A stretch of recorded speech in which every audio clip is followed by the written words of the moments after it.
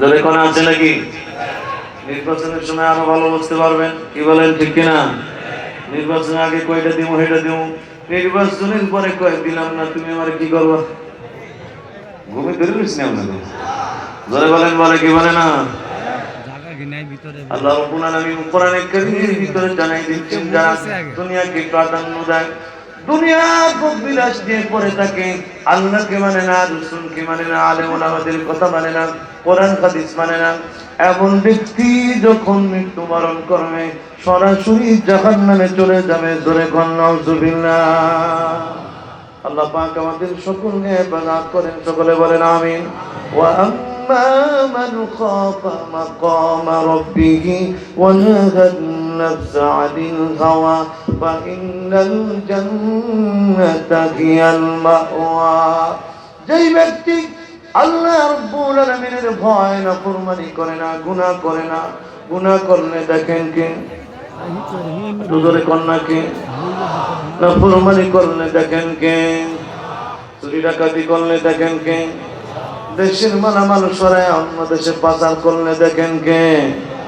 আল্লাহর ডরে, আল্লাহর ভয় না ফরমানি করে না, গুনাহ করে না, চুরি ডাকাতি করে না, আল্লাহ রাব্বুল আলামিনের সাক্ষাৎ হবে, আল্লাহর সামনে দাঁড়ায় গোটা জীবনের হিসাব দিতে হবে। এই ভয় যারা না ফরমানি করে না, গুনাহ করে না, আল্লাহ রাব্বুল আলামিন কোরআনে বলেন এমন ব্যক্তি যখন মৃত্যুবরণ করবে সরাসরি আল্লাহর জান্নাতে চলে যাবে। জোরে জোরে কোন সুবহানাল্লাহ।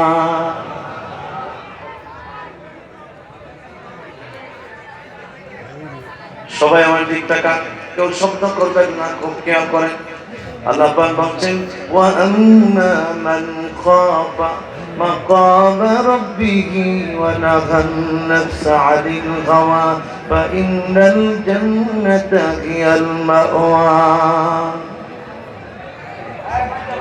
নারায়ে তাকবীর, নারায়ে তাকবীর।